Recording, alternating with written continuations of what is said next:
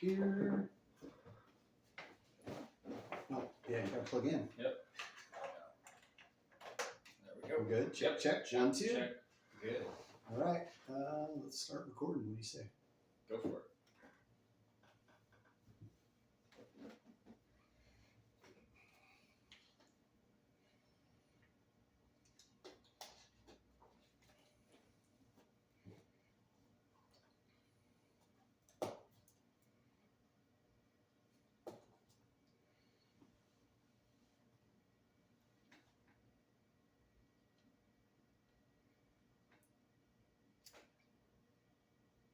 Well, you're in your little room and you're working on something good. But if it's really good, you're gonna need a bigger room. And when you're in the bigger room, you might not know what to do. You might have to think of how you got started sitting in your little room.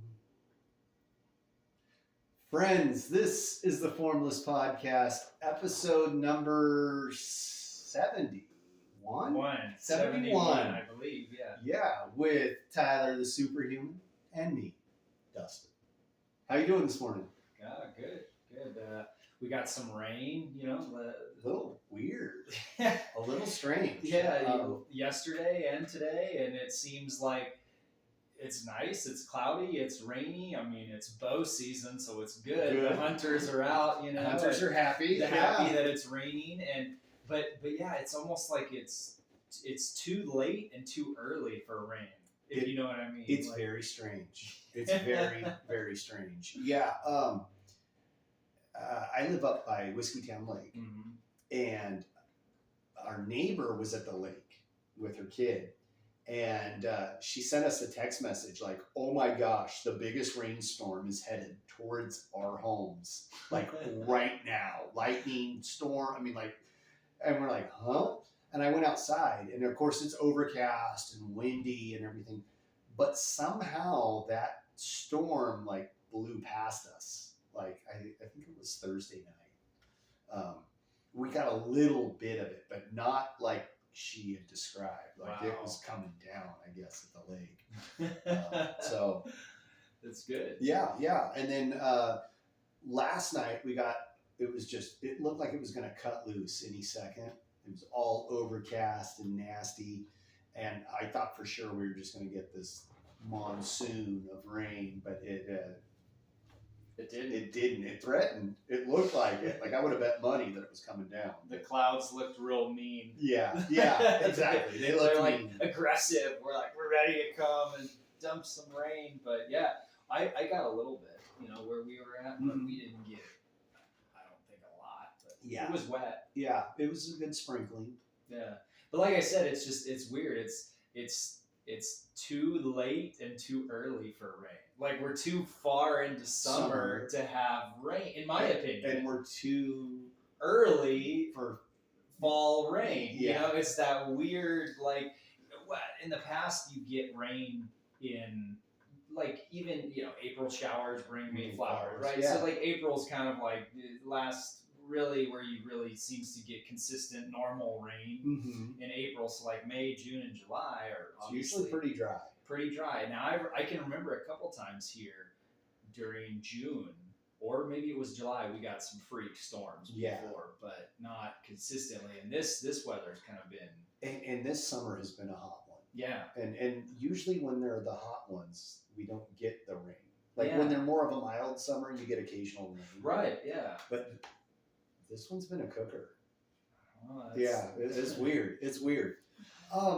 But other than the rain, yeah, things are good. Yeah, things are good. Yeah, same. And I know we had a good time last night on the. That was awesome. And folks, if you missed our live premiere of episode 69, we did a little behind the scenes video, which we do with all of our podcasts on YouTube. You got to subscribe to the Formless Podcast and see behind the scenes. You can kind of see our ugly mugs and what we're wearing or what we're not wearing. But yeah. So that was a lot of fun. We had about 7 or 8 people there just chatting away.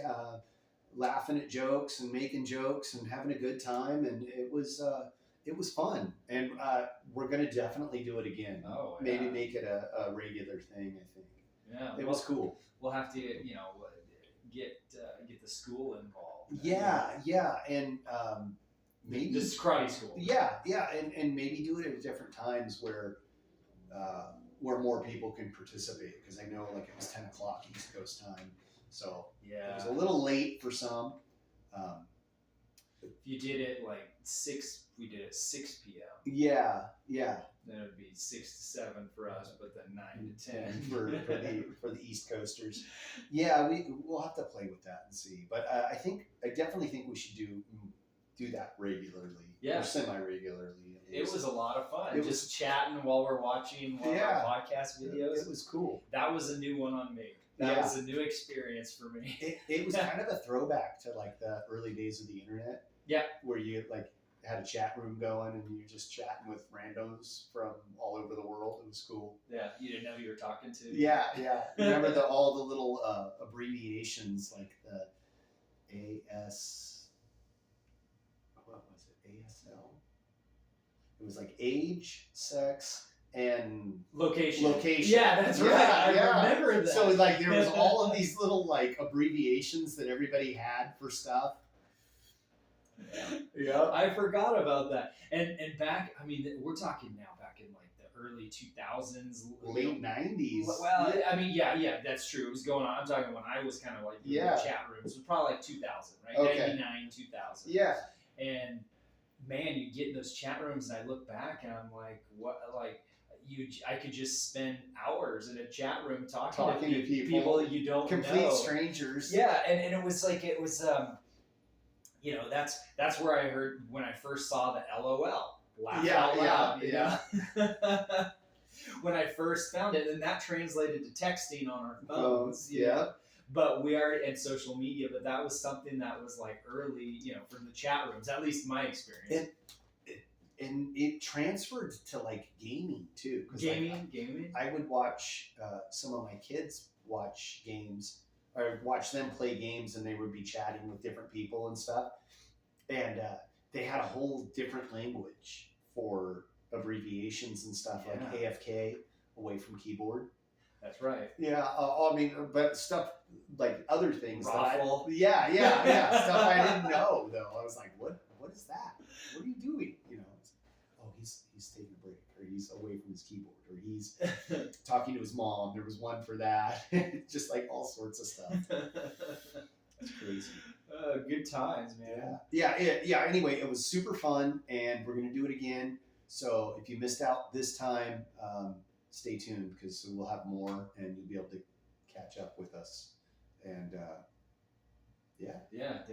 was a lot of fun, and getting people to interact and talk while we were at it, and especially now. I mean, your son, he was on Tom there. Was there.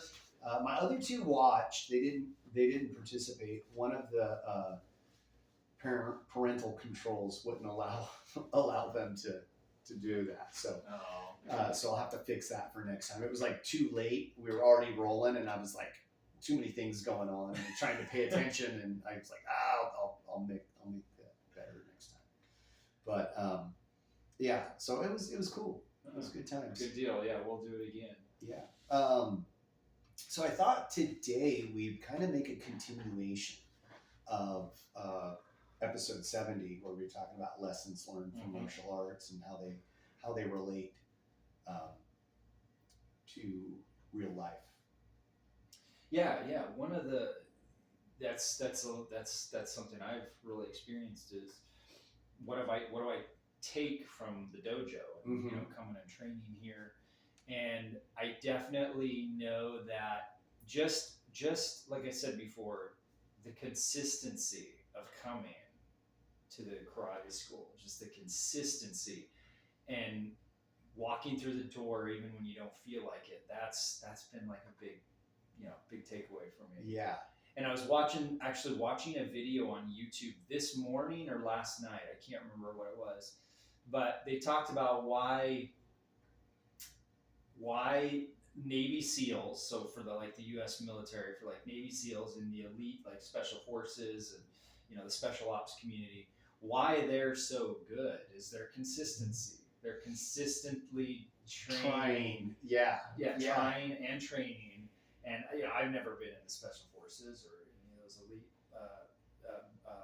jobs, but I know from my being in the Army myself, consistency is a big thing that really helps out. And I think something that happens when you consistently do something, I believe you could hand somebody like a hammer, right? You can hand them a hammer and not tell them anything about what a hammer is for, or any tool. Just take any tool. Yeah. And you could not tell them anything about it. I'm talking a simple tool like a saw. We have six simple machines. The simple tools too. There's only so many simple tools, and so I don't know if you've heard about that. No, go ahead. Continue. Yeah. So you give them like a hammer, and you could not tell somebody how to use it, and I believe they would just figure it out if they just consistently every day picked it up and said, what can I do with this? What can I do with this? And they would eventually, I think a person would figure it out, and I think it's just that consistency, and that's a theory of mine. No, I can see that, because like the simplest tools, hammers, screwdrivers, saws, things like that, it's almost intuitive. Yes. Like it's like, oh, my hand goes here. This thing's sharp. It's gotta like cut something, I'm not gonna hold it and cut myself. No, with it. No. Yeah. But the amount of uses that you can, the amount of things you can do with that, like a simple handsaw can be a musical instrument. Oh. Right? Yeah. You've heard them. You've heard the saw, the musical saw. It makes. You should check it out. Maybe okay, musical saw. You can cut wood in half. You can cut relief cuts. You can cut notches for another piece of wood to sit in it. There's like so many things that the pond is small, but it's deep. Right? Right? Like we were in the lesson today, we were talking in class today, we were talking about boxing. Okay. Boxing has been around, like it's been around for thousands and thousands of years, since the second person was born. It was probably like right then and there it started, but there's only so many punches. There's only so many punches you can do. But it's what you do coloring outside the box with that makes it special, right? What you do with that saw or that hammer is what makes it unique, and there's the more you become acquainted with that tool or technique, the more you find other uses for it. Yeah. And I think, to your point, like the more consistent you come to class, even if you were to do the same thing over and over again, you would find other ways to do that. It's like the old, it's like the Musashi quote, from one thing to 10,000. That's a really great point. I'm glad that you brought that up. That's so cool. Yeah, I mean, it's you weren't here in class, so it's funny that you brought that up, because we were literally talking about that very topic. That for boxing. Yeah. There's only so many punches. There's only but it's what you do with those things, how you use them. Everybody's different. Everybody's a different body size. Everybody's a different body type. And there are, you look at like professional boxing even. There are people that are punchers, like George Foreman. He wasn't light on his feet. He wasn't like Muhammad Ali. They were in the same weight class, but one was known for his punching power, and the other was known for his agility and for his float like a butterfly, sting like a bee. Right. He was flashy and he was moving around and he was hard to hit. Whereas George Foreman was more like a tank. Like he was gonna take damage, he was gonna get hit, but you didn't want to be on the receiving end of his hit. Yeah, there's so many different ways that you can take the same exact thing and do something completely different with it. Yeah. It's like cooking.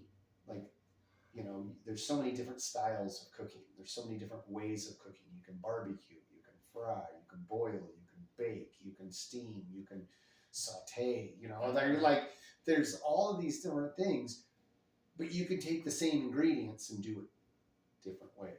Different ways. That's how you cause variety. Yeah, and I think like that's a critical lesson that people overlook in life. Not just martial arts, but like in life, there's so many different ways. Look at how many different businesses there are. Like there's Home Depot and Lowe's. They all sell the same stuff.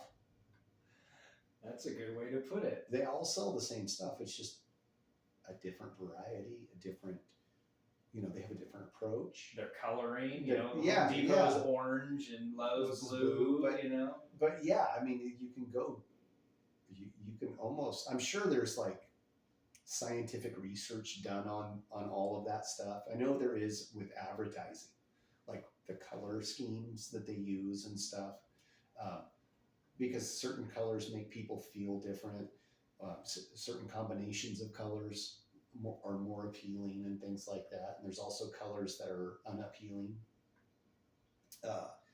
But yeah, there's depth there.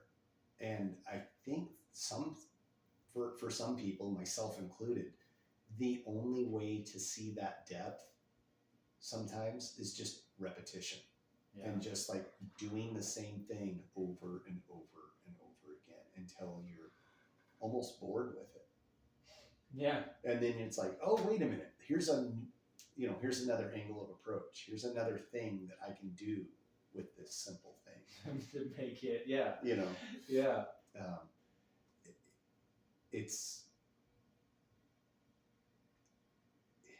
The only way I can describe it is it's a small pond that's really deep. Small circumference. Yeah. But really deep. Like a 10-foot wide pond, but it's like 100 feet deep. Yeah. You can't see the bottom. Yeah. Yeah, no, and I think that with a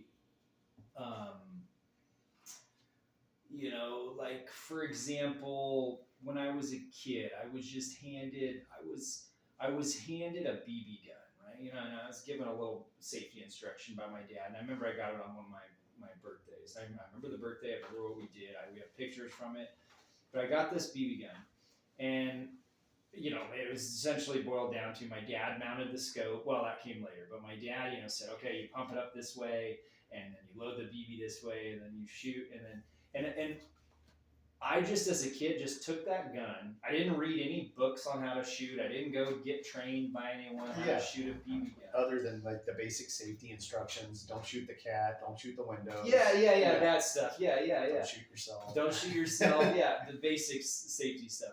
And so I had this BB gun, and so I went out and I got really good at shooting blackbirds. A lot of those blackbirds that fly around. Yeah. And so, because they were all over, and other birds. And so, I mean, a kid with a BB gun, you're going to go out and you're going to find stuff to shoot, right? I grew up, I became a hunter, I joined the army, right? So, but just me picking up that BB gun and going out and just shooting over and over, and there's a rock over there, I'm going to shoot her. Oh, there's, maybe there's a lizard over there. Whatever. Here's a can. Here's a little toy action figure. Whatever. I did that too. Yeah. All the army men. Yep. Yeah. Good target practice. Yeah. Like you did in Home Alone. Yeah. Exactly. So, but there's a certain level of, with the consistency of picking up that BB gun, going out there, and just constantly just pump it up, whatever, 7 or 8 times, and until it maxes out, and then loading the BB, or whatever, you load the BB first, and then shooting, and there's just a certain level of comfort that comes with that, and then I think with that comfort, you're like, oh, I just by shooting over and over and over, you figure out how far that BB goes, what damage it does, kind of, and you just kind of develop a sense of that, and that's something you can't learn in a book. I mean, you can learn in a book or a manual, right? But it's that real world experience that hits differently than the book. Yeah. And so I think that it's interesting because then you get to a point where you start getting creative, like you're saying, like how can there's only so many punches, right? There's only so many punches. Well, there's only so much of a distance with your BB gun that you can shoot, or only so close or so far, and you start thinking, how can I get creative with this? Can I shoot the water on a pond and skip the BB off off the water, or can I ricochet the BB off of a wall and and you're just, can I hit that thing way over there? Yeah, can I lob my BB, and if I aim the gun up, the BB gun up high enough, can I hit it? And so so I think by just showing up and getting a tool in your hand and just doing it, regardless of whether you have instruction or not. Obviously, instruction is better to have than no instruction, right? In most instances. You advance faster.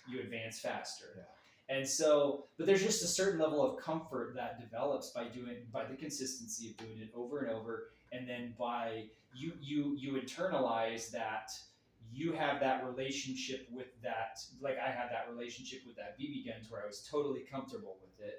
And obviously, the flip side is you don't want to get too comfortable with something, because then you get reckless, right? You can, or careless, or reckless. So that's a whole other subject. But I got comfortable with it to the point where it was just where now it's, what can I do with this? And there's just you internalize that self-confidence and self-awareness that I've spent time doing this BB gun that you can't get any other way.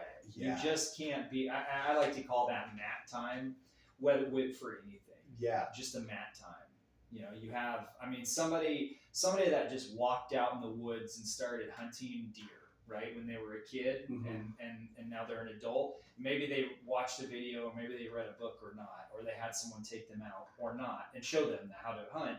But you will just develop that naturally, stepping out in the woods and looking at animal tracks and looking at the scat and just seeing animals, and you have your own personal connection to that. Yeah. Versus some people that they I want to learn to do something, and so before they even touch the guitar, the guitar they want to learn to play, they'll read 10 books on how to play an instrument. Watch YouTube. Or watch YouTube, and it's like, you got to just sometimes pick up the thing and just start doing it. Yeah. And so that's where that consistency comes into. That's what I see as with martial arts, I have full faith in my front punch now. I've done my front punch so many times that I just, in both hands, I'm like, I can throw that. I trust that thing. But it didn't come, like, it didn't happen in one day. No. Correct. It happened with that consistency and that doing it over and over, that repetition over and over and over again. That's, it's funny. That's not what I was thinking. Oh. That wasn't a lesson that I was thinking of. And hearing you say that was like, yeah, I did learn that way. That's an important lesson that I completely took for granted. To your point, I was teaching class last Monday. I believe it was last Monday, and we were going over hammer strike. Okay, just simple thing, and we were talking about different ways to use it and different ways to apply it and things. And I was teaching. I can't remember who was there, but Sensei Joe was there.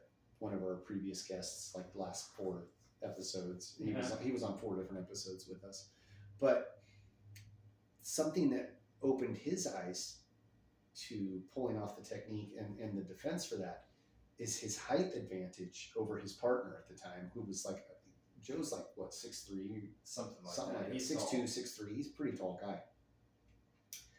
But the kid, or the student he was working with, was much shorter than him. And he couldn't explain how the other person, it wasn't working for them. And I go, well, your angles are off because you're so much taller than your partner. It's not going to work the same way. And he was like, oh, wow. Yeah, I didn't even realize that, it's so funny. Like I just experienced what Joe experienced right then and there, because like I wasn't looking at that way. I was thinking of something entirely different, and you illuminated me to that. Like that's fun. It's just very serendipitous for me right now. I was like, oh yeah, I didn't even think that. I was thinking of 100 other things, but that wasn't one that I had considered. Oh, just the consistency, the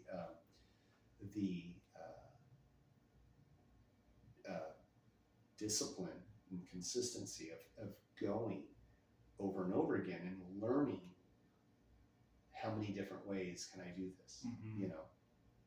It's like, how many different ways can you write your name? How many different styles? How many different languages? How many different fonts can you use? There's so much depth there, and it's a relatively simple thing.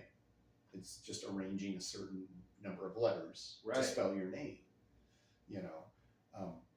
but there's so many different ways you can apply that.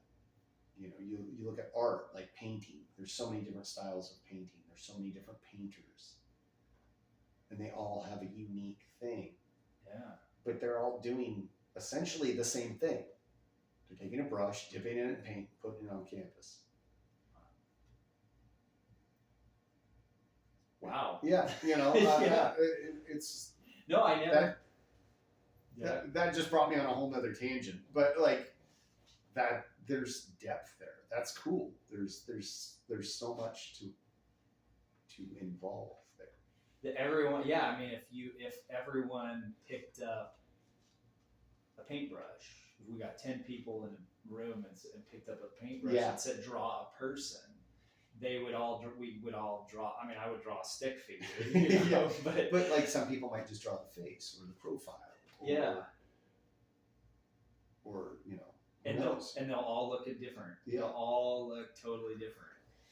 Yeah, no, that's good. That's good. That's cool. No, that took me off guard or not off guard. That's a poor choice of words. That just took me by surprise, because I expected something completely different. That's cool. Yeah. Yeah. No, definitely the consistency. Because then if you show up, you just show up. You walk through that door. There will be, Sensei always talks about you become someone who does martial arts, and you do it long enough, to someone who is a martial artist. We've heard him say that. Yeah. And I don't know where that transition point came from. Like I would say a couple of years, I did martial arts, right? But then at some point, somewhere over the midway point of my journey to now, or at least to black belt, which it was 5 or 6 years for black belt for me. I think it was just over 20. Yeah, it was just under 6 years. But somewhere around that point, I didn't stop and say, okay, I think I'm at the halfway point, and I think now I'm gonna start being a martial artist. Like, I didn't do that, right? It was like I'm going to class to train. I'm going to class to train, and then at some point over the midpoint, at some point, I don't know when, year 4, year 5, year 6, all of a sudden I was like, oh, I'm a martial artist. Yeah. And so that same thing, going back to that person that picks up that hammer, that person might have picked up that hammer and said, well, I don't know how to use this thing, but I'm going to start just figuring it out. And they just consistently keep using it. Well, one day they're going to wake up and be like, wow, for the last week, month, year, I've been using this hammer. Like, all of a sudden I'm comfortable with it in a whole other way that I wasn't comfortable before. Yeah. And that can only come with consistency, at least I believe. No, I agree. That was cool. That was good. That's good. Yeah. I like that. What have you learned in martial arts? Oh, geez. From coming to class. From from just being.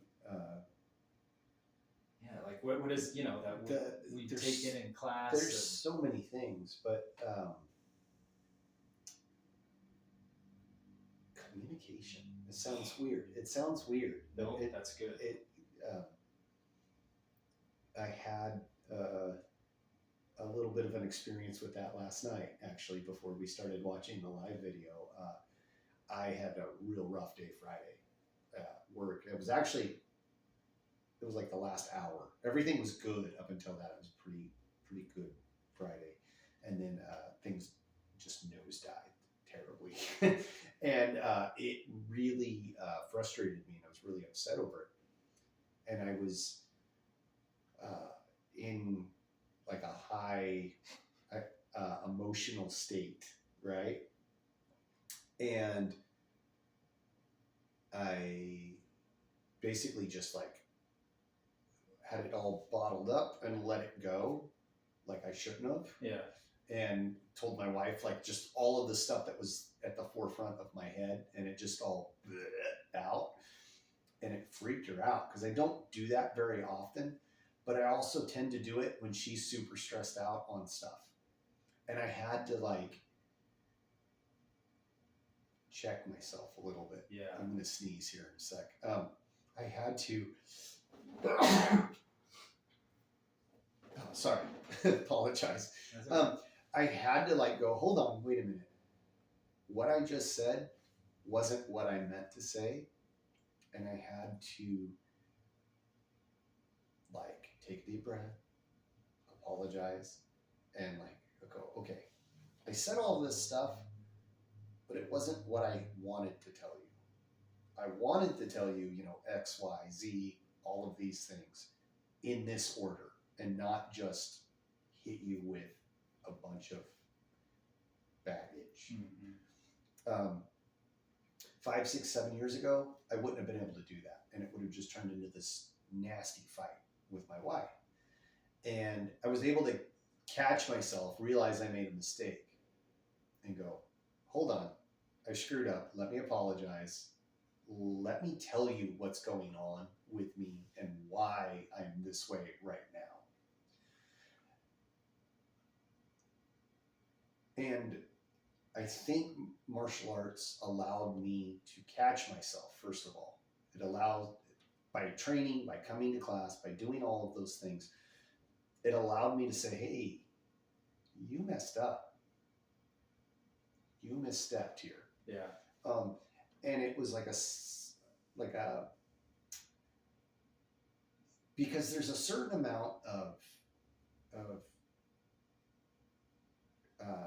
self-correction or self-identifying where you're doing things right, where you're doing things wrong, where you need to improve in martial arts, in that consistent training. Mm-hmm. And doing that over and over again, I think it allows you to look at yourself in a new light and go, hey, I'm good here. Mm-hmm. I'm doing this good. That needs work, and this needs a lot of work, and so it allows me to recognize myself without getting the ego involved, or it allows me to recognize when my ego is involved. Like, oh, okay, what's hurting here? Yeah. Is it just your ego, or are you really being wrong? Yeah. It allows me to communicate in ways that are beneficial. And it's the simplest thing, because like when we practice, when we train, when we're working with new students, those are the unknowns. Those are the people that are usually nervous, that are usually eager to do a good job, and they're excited. And that can be a rough combination, because they learn a technique, but it's rough, right? Real rough. It's rough in terms, and what I'm saying, like in terms of they're hitting harder, they're trying to do the right thing, and in that trying, sometimes they're a little overzealous. Yep. And you have to be like, okay, hold on, slow down, do it right, slow, build up that speed, build up that power, build up the control. Uh, a lot like with a BB gun. Right? Yeah. Yeah, like the first time you get this thing, you're like swinging it all over the place. You're pointing it at stuff, and it's like, wait a minute, point that gun in a safe direction. Yep. You know, don't wave it around. Anything that you point that barrel at needs to be a safe target, something that you're willing to destroy. Mm-hmm. So like you have to communicate all of those things. You have to learn how to be like, okay, that's too hard, that's too soft, that's too fast, that's too slow, all of those things. And it's relatively simple, but it's a lesson that you can apply to everything. And so that's the one that's at the forefront of my brain right now, is the communication, because that was a lesson that I'm constantly reminded of in life. I'm constantly going, did you communicate that? Did they get the message that you're trying to convey? Did you receive the message that they're trying to convey? It makes me ask questions. It makes me go, okay, hold on, wait a sec. Slow your roll. I didn't understand that. You know, are you trying to say this? Right. You know, Sensei always talks about, not to interrupt. No, go ahead. Sensei always talks about Sensei Cord. Oh, okay, I was gonna say which one. Right. He always He talks about that there's what you meant to say, what you did say, and what was received. Okay. Yes. I think if I'm quoting him correctly, I think there's the three things: what you did say, or what you meant to say, what you did say, and what was received. I don't know if there's another one. Or what you actually said. Or what you actually Something said. like that. Yeah. That. That kind of goes back to what you're saying. Like that ties in. So yeah, that, and I don't think that was some like realization. It wasn't like I woke up and was like, oh, I'm a great communicator. Right. It was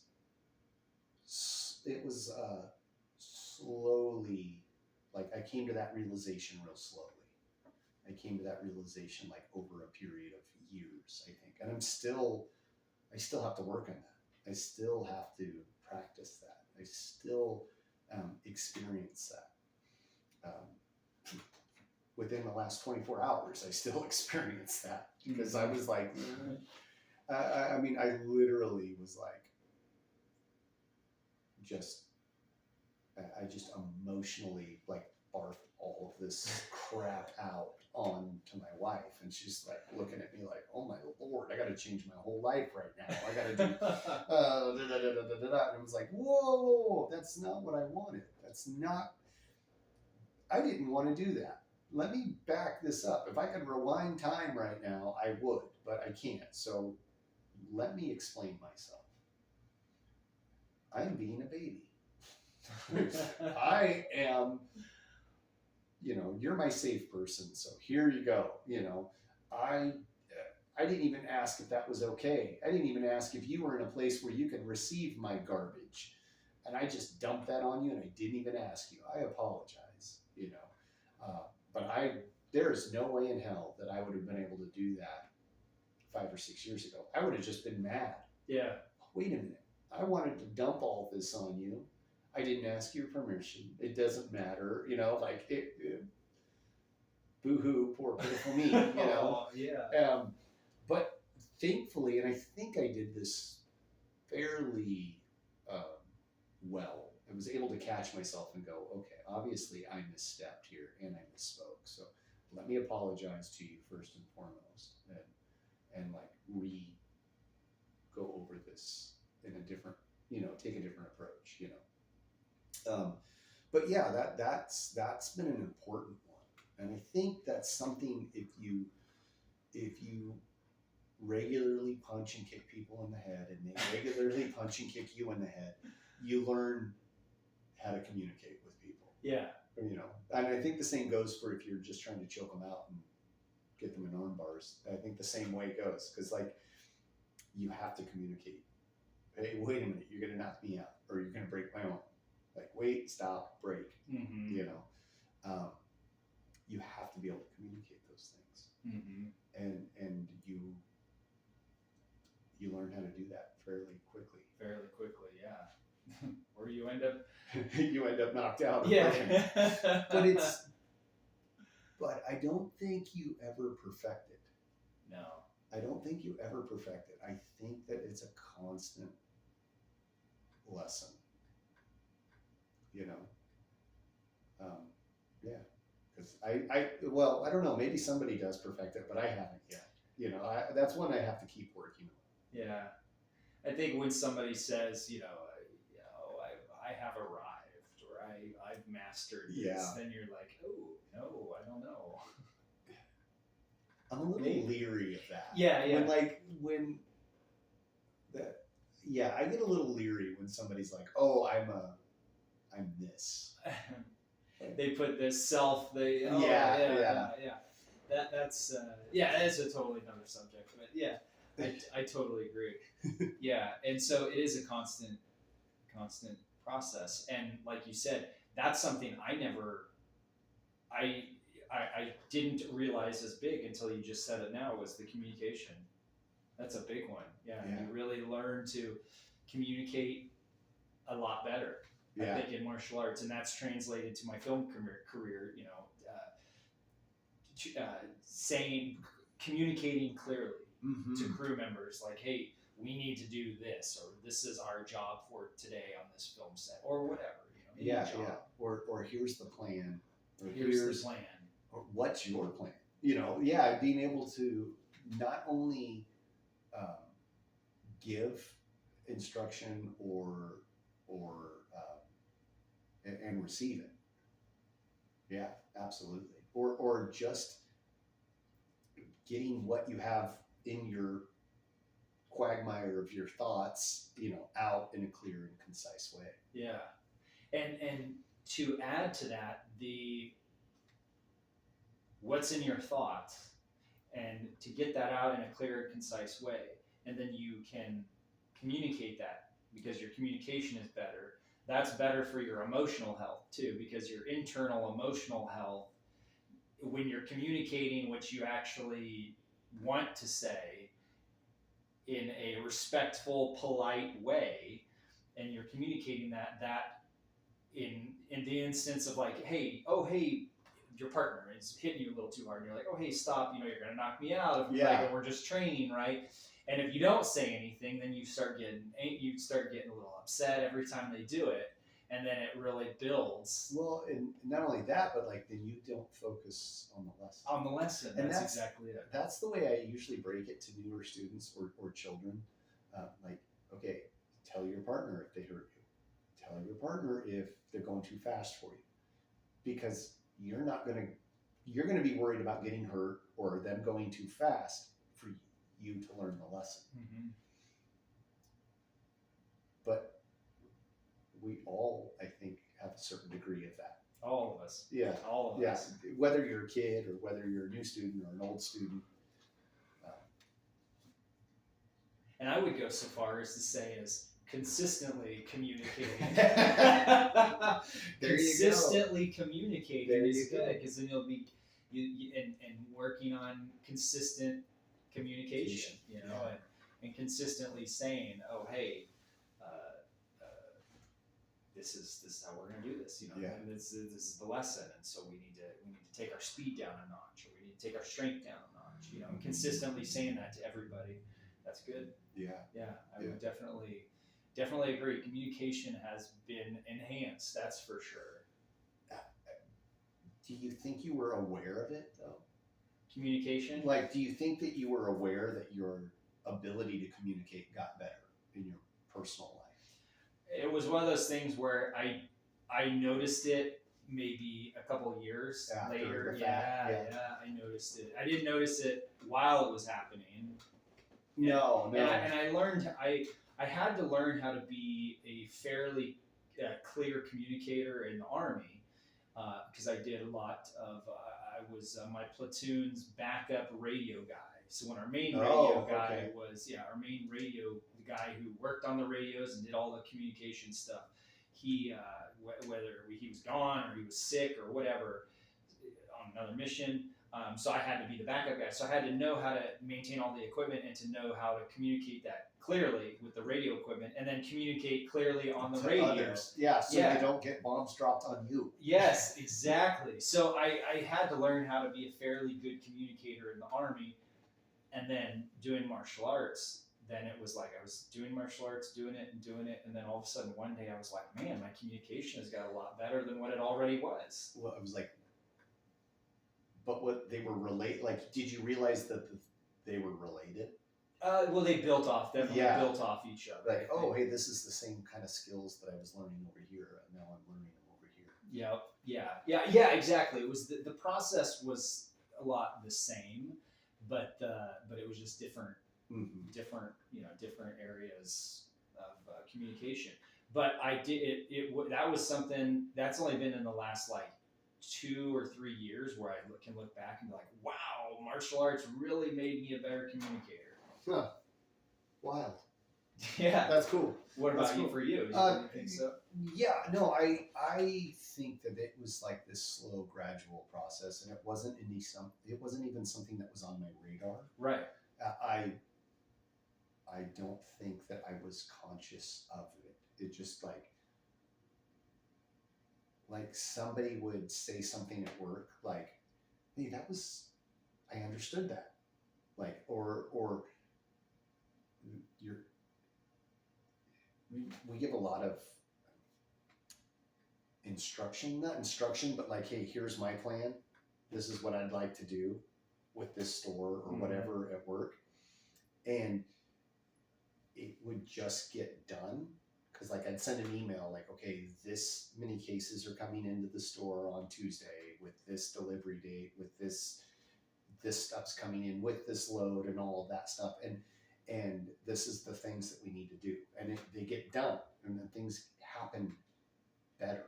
And it was like, it became like, there's no question. Right? Like everything just happens because of the communication. And I think that that was like, I don't think I related the two for I don't know. I may have just done that in the last couple of weeks. Like, oh, I learned that skill, or I learned these skills here. Yeah. And you have to like kind of put yourself in somebody else's shoes to do that, I think, a little bit. And that's that's another thing that we do here pretty regularly. And I think most martial artists do fairly regularly. Just put ourselves in the other person's shoes. Yeah. Because as an instructor, you have to, or a good instructor, in my opinion, has to put themselves in their students' shoes in order to teach them effectively, because they have to take their body type, their age, their gender, skill level, their skill, all of those things. Yeah, all of that into account. So yeah, and like when you're teaching, if you teach anybody anything, how to tie their shoes, how to write their name, how to throw a punch, whatever, there is a certain amount of like, okay, how am I going to convey this to you in a way that you understand? Because if I just teach you the way I would learn, the scope is so limited. And if you don't learn the way I learn, then you're not going to get that message. You're not going to get that lesson. You're not going to be able to do that effectively. So like, how do I change what I'm doing to get you to cross that line, So I have to come up with multiple different approaches, or I have to come up with a way that you can understand. So all boils down to the communication thing. Communication, and hopefully that person wants to be there. Hopefully they want to understand, right? Yeah. it's a kid that their parents are forcing them to do it. That's a whole other subject. Yeah. That's good. Communication. You know, the other thing too, I think, one other thing that I've learned is the attitude. The attitude is everything. You know, because even if you're doing something really hard with the right attitude, you'll get it eventually. Mm-hmm. If you got a crappy attitude about it, doesn't matter how hard you work at it, it's going to come a lot slower and with a lot more difficulty. Mm-hmm. Yeah. Wow. Attitude. That's something I am, like, in my 30s, that has been a big lesson for me, and just working with other people on movies and everything else is just like attitude. And maybe it's an age thing, and saying like, I get tired of having people around that have an attitude, right? And it doesn't help. Having a bad attitude usually doesn't help. I don't think I can think of one time when a bad attitude's going to help. No, no. So that, but having and just having that ability to say, I don't want to be around somebody with a bad attitude, because then it's like, do they want to change their attitude? And then, and that's a whole other rabbit hole to go down. But attitude, and when you show up and you do a difficult task and a hard task, but you have a good attitude, man, it doesn't even seem hard or difficult anymore. It takes that difficulty down. Yeah, for sure. Yeah, and so, attitude's huge, and I think with attitude, tied into attitude is belief. Okay, this difficult task, and a lot of times those people with bad attitudes, they don't believe it can be done. Yeah. So their attitude, fraud comes to the surface as a way of that. I'd rather they just say, I don't want to do it, versus having a bad attitude about something. Yeah. So, I remember when I was a kid, and my dad said, hey, we got to fill our wood room in our house with firewood so we can heat the house. And of course, most of the time I was just like, I got to go wheel this wheelbarrow over, and because that's how I did it. We didn't have a four-wheeler. Yeah. And I would have to wheel the wheelbarrow over, probably about 150, 200 yards to the wood pile, and stack it in or just depending on how good my attitude was, did I stack it in the wheelbarrow or just throw it in the wheelbarrow, and then wheel it over to the wood room and stack it in the room. And, when you have a good attitude about it, it goes fast, or at least, your perception of the job goes fast, and then you feel more accomplished. But if you have a bad attitude, it seems to go slow, and nothing gets done right, all that. Oh yeah. I'm awesome. Sure you've got all kinds of stories like that. Oh, first 30 years of my life was a crap attitude. No. The wood thing, I burn wood at my house. Mm-hmm. That's how we heat our house as well. And all three of my boys can tell you about having a crap attitude and stacking wood, and having a good attitude and stacking wood. And it's about the same story. That's a personal one. Yeah. No, stacking wood goes a lot longer when you have a crappy attitude. Oh man. On the flip side, I've always heard. I don't know if I've ever done this, but I've heard if you're ever angry or in a bad mood, going out and cutting wood is good. Go split wood. Yeah, go split wood. Yeah, split wood. Yeah, that's what I should have said. So I've heard that too, but and that's something that the attitude thing, right? It's hard to show up at a karate school and go into a class and have a bad attitude, because at some point somebody's going to be like, okay, do you want to be here? Like, you don't have to be here. And so being in an environment where that's having a good attitude is kind of, and we're teaching respect and patience and all those other good things tied into classes here.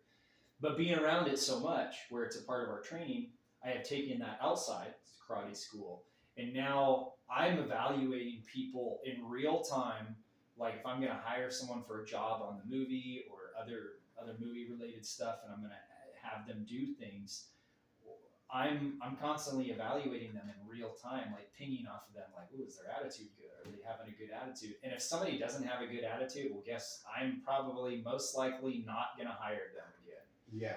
You know, and I'm not gonna, I mean, that just goes without saying, like, that's a simple thing.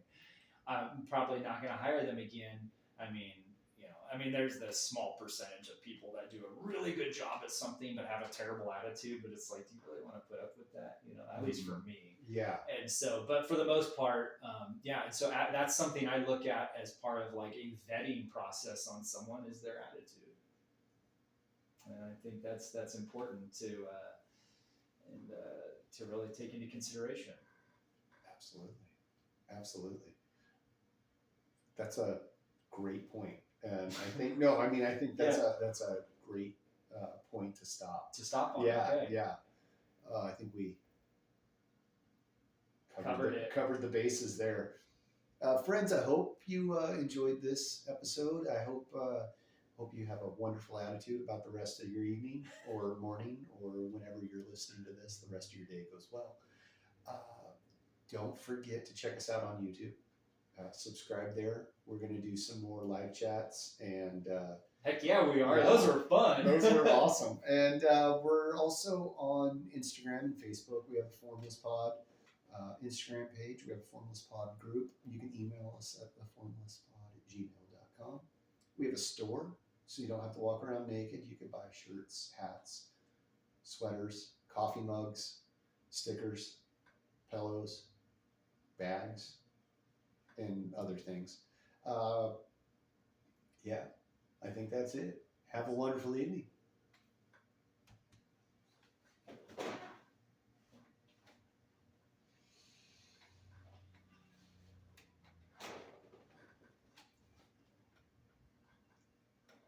Yeah.